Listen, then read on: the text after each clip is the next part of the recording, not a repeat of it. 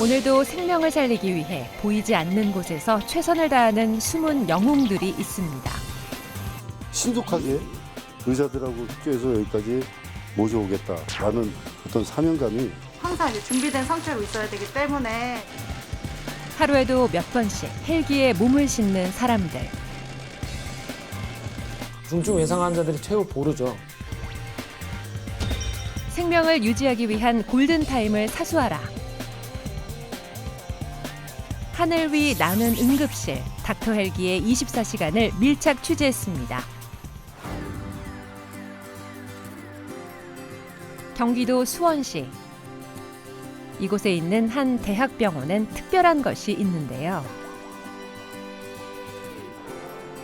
경기 남부권을 책임지는 권역 외상센터가 대학병원과 함께 있습니다. 열심히 현장에서 일하시는 경제적으로 사회적으로 낮은 상황에 있는 분들이 주로 당하는 게 외상입니다. 근데 이런 사람들이 불의에 예상치 못할 사고를 당했을 때 이 환자들을 생환시키고 다시 삶으로 복귀시킬 수 있는 그런 최후 보루가 되는 기관이라고 할 수 있겠습니다. 그래서 정말 이 사회에 정말 필요한 필수적인 기관이다. 다른 환자에 비해 중증 외상 환자는 1분 1초로 인해 생명이 좌우하는데요. 응급실과는 차이가 있습니다. 응급실은 아까 말씀드렸듯이 그 질환적인 것들을 다 포함하는 곳이고 해서 상당 부분은 그쪽에 많이 편중돼 있어서 물론 응급실도 굉장히 중요한 곳이지만 그보다도 더 급박하게 돌아가고 더 어떤 시간적인 싸움에 더 필요한 그래서 항공이송 그리고 의료진들이 자원들이 더 많이 순간적으로 필요한 곳이다. 이곳이 특별한 이유는 시간이 다급한 중증 환자를 빠르게 이송하기 위한 닥터 헬기가 있다는 겁니다. 응급 환자 신고 후 환자에게 도착하기까지 걸리는 시간 평균 6분대. 닥터 헬기엔 소중한 생명을 살리기 위해 많은 이들이 함께합니다. 저희가 한 9년 전부터는 소방 헬기로 하다가 이제 닥터 헬기로 제가 이제 선정이 돼가지고 닥터 헬기가 본격적으로 시작이 되게 됐고, 특히나 2022년에는 저희가 좀 기종을 좀 바꾸고 저희 프로토콜이라든지 여러 가지 것들을 조금 더 바꿈으로 인해서 닥터 헬기 출동이 아주 많아지게 됐어요. 언제 생길지 모르는 응급 환자. 그래서 1년 365일 빈틈없이 교대로 근무하는 것이 닥터 헬기 팀입니다.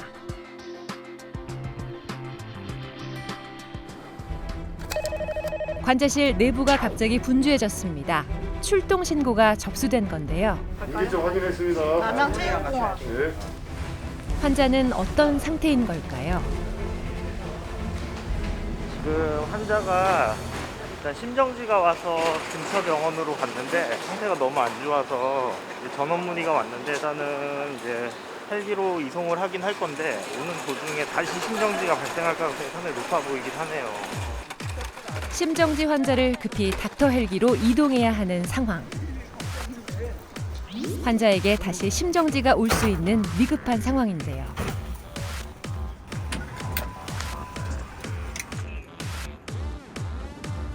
전문의가 같이 탑승한다는 것이 소방 헬기와 가장 큰 차이입니다.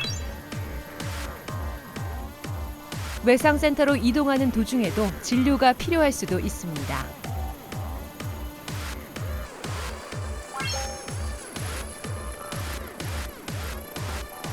환자의 생명은 과연 무사할 수 있을까요? 따라오는 4-50분 걸려요. 헬기는 10분밖에 안 걸려요. 이 환자는 이렇게 가지 않고 오다가 사망을 하셔야 보다 좀 빠르게. 심근경색, 뇌졸중 등 촉각을 다투는 중증 환자를 위한 닥터 헬기. 이동 중 환자 상태를 전달받고 헬기 안에서 필요한 의료 상황을 준비하는데요.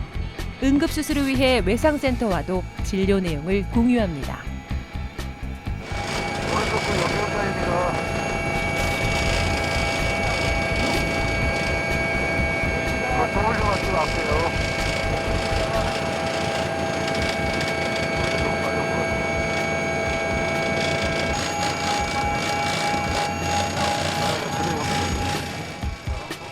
환자를 이송 중인 구급차보다 빠르게 인계점에 도착했습니다. 환자는 추락으로 인한 골절과 심정지 상태로 중증 상태였는데요.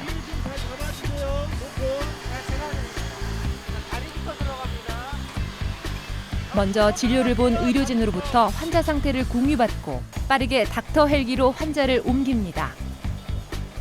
의료진의 손길이 바쁩니다.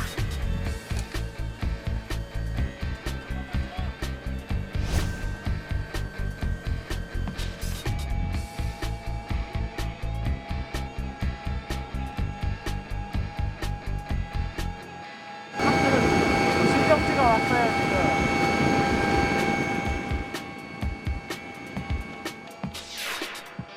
닥터 헬기 내 탑재돼 있는 약물과 자동 심장 충격기로 응급 치료를 이어갑니다. 엉겁 같은 찰나의 시간이 흐르고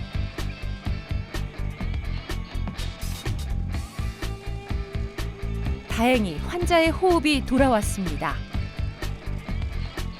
이제야 의료진들도 한숨 돌리는데요. 진짜 하늘을 나는 응급실입니다. 하늘 위에서 치열한 응급처치가 치러지는 동안 육지에서도 빠르게 환자를 이송하기 위해 대기 중이었는데요. 착륙과 동시에 외상센터로 옮겨지고 닥터 헬기 팀의 브리핑이 시작됩니다. ROSC가 되긴 했는데 깔려 있어. 포카스. 그냥 옮기면 돼요. 그 세모랄이 미약한데 다시 ROS가 쓸 수 있어. 확인을 해봐야 되겠다. 긴급하게 수술에 들어가고 심정지 상태에서 다행히 호흡이 돌아온 상태. 자칫하면 소중한 생명을 잃을 뻔한 상황. 닥터 헬기 안에서 응급처치가 잘 이루어져 수술은 큰 문제 없이 진행될 수 있을 것 같습니다. 이제 치료와 수술은 센터에서 이루어집니다. 땀에 흠뻑 흘리셨는데 어디 이렇게 매번 이렇게 하면 힘들지 않으세요? 네. 근데 그래도 혼자 와서 살면 그래도 보람차니까요. 딱 정해진 적응증에 따라 출동할 수 있는 시스템이 갖춰지고 그럼 거기에 따라서 결과가 나타납니다. 그런 결과들을 볼 때 내가 아무리 힘들고 해도 그런 환자들이 우리가 이전에 비해서 환자들의 사망률이나 이런 것들이 개선이 되고 환자들이 예후가 개선이 되는 걸 볼 때 그때는 이제 많은 보람을 느끼죠. 2시가 훌쩍 넘은 시간. 이제야 겨우 늦은 점심을 먹습니다. 그나마도 빨리 먹을 수 있는 메뉴들. 집에서 싸온 도시락이 호화롭게 보일 정도네요. 저녁은 집에 가서 좀 맛있게 먹고 점심 때는 아무래도 출동하고 맞물릴 수 있다 보니까 좀 신속하게 대응하기 위해서 간단하게 먹고 있습니다. 저 같은 경우도 여기서 하다가 숟가락 넣고 몇 번 그렇게 출동한 적이 있습니다. 제때 끼니 챙기기도 어려울 만큼 힘든 일이지만 생명을 살린다는 사명감으로 고됨을 이겨냅니다. 도시락 싸주시는 사모님은 뭐라 안 하십니까? 남편 생각해서 하니까 유기장은 저는 항상 감사하게 어느 정도 복권이 확립된 집안이에요. 제가 해경에 있을 때는 우리 직원들 보고 도시락 사서 먹으라니까 지 와이프한테 가서 얘기하니까 이혼하자고 그랬대.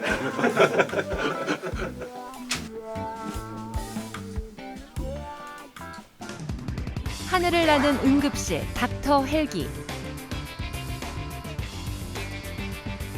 헬기 내부에는 응급실을 방불케 할 정도로 각종 의료 장비들이 가득한데요.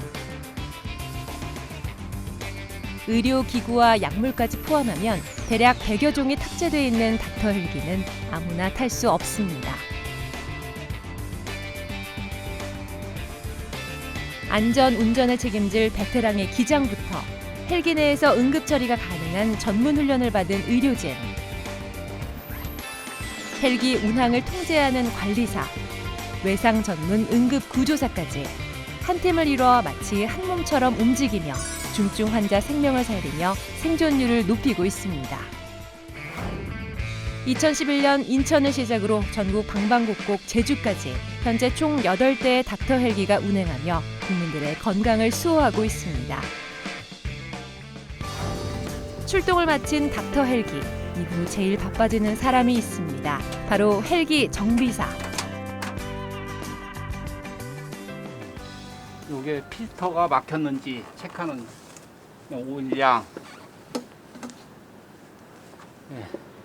이거 이렇게 매번 이렇게 점검해줘야 되는 건가요?